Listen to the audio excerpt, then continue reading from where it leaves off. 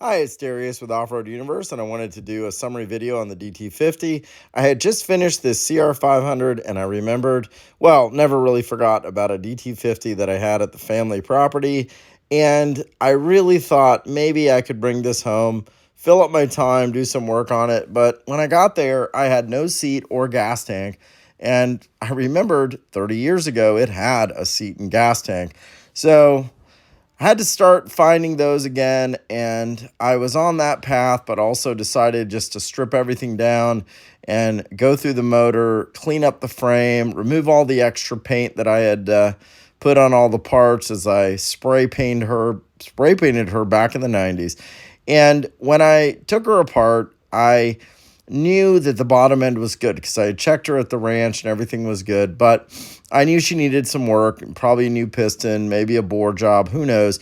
And as I started taking it apart, I started noticing things like there's a battery in this thing. Never even knew back in the day. I just rode it. So here's the motor on the bench. Everything started looking pretty good. I realized the bore was good. I just ended up getting a better piston or a new piston, rings, took the paint off the fork legs, and used the Prime MX wheels to really get a nice buffed, coat on that. And started cleaning up all the rust on the frame, as you can see, and slowly just taking the time to go through every piece of the bike and make it look as good as possible. The front, head bearings were just toast. They were dry. They were completely messed up. I ended up getting this tank on eBay. It was used, but it was for a black DT50 1988 Midnight Special.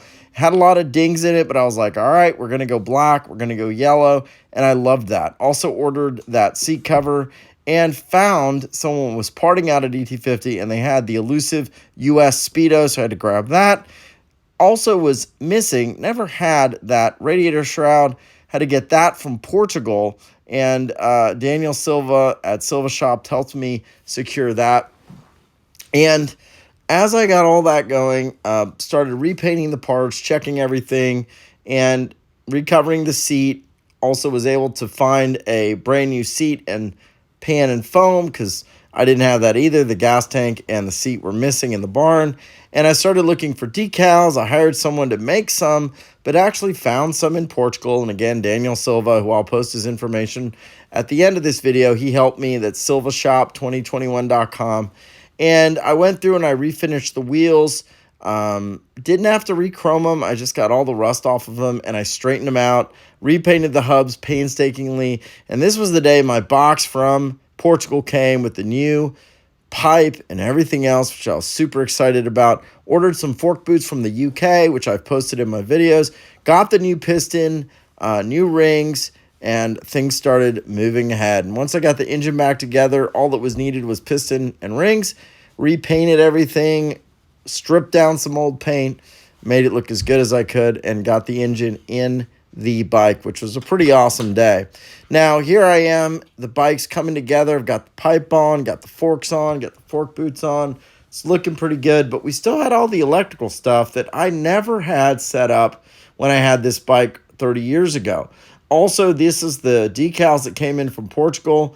Pretty awesome. Reach out to Daniel Silva if you're looking for these. Nobody else has them as of now, but I still had to get all the paint off that tank, and I had to repair the tank and make sure I put the decals back on. I ended up using Bondo. I had to get the decals on correctly. Used Bondo. I used a 2K clear, put the decals on, got everything polished up, and they came on perfectly.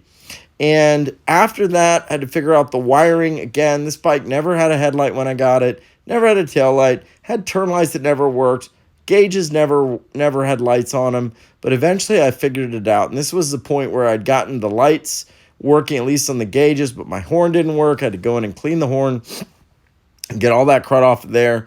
And then my float bolt leaked, had to clean the valve seat for the needle valve. And here is a short little video just of kind of the bike at a point where we were moving along, and I think she was probably running at this point.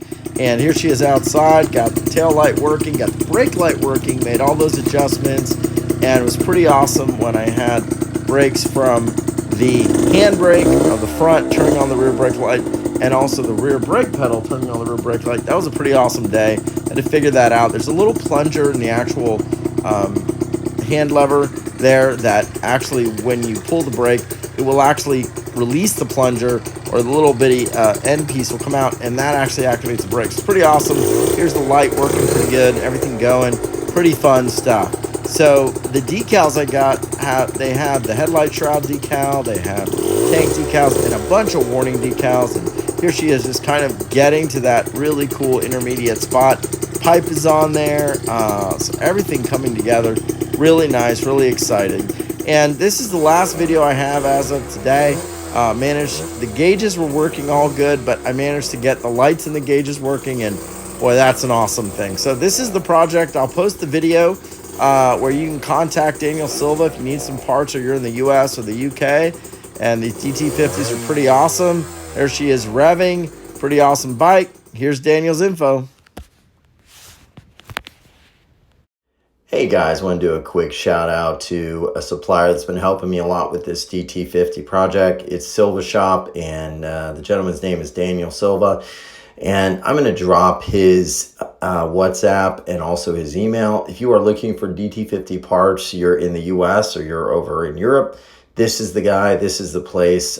He's a real person, gone out his way to get these to me, and I had just a great experience. So he will work with you and get you what you need. He's reputable, and it's been just amazing. So check him out, Silva Shop, and the web address is silvashop2021.com. Truly best place to find these parts and the best person to work with.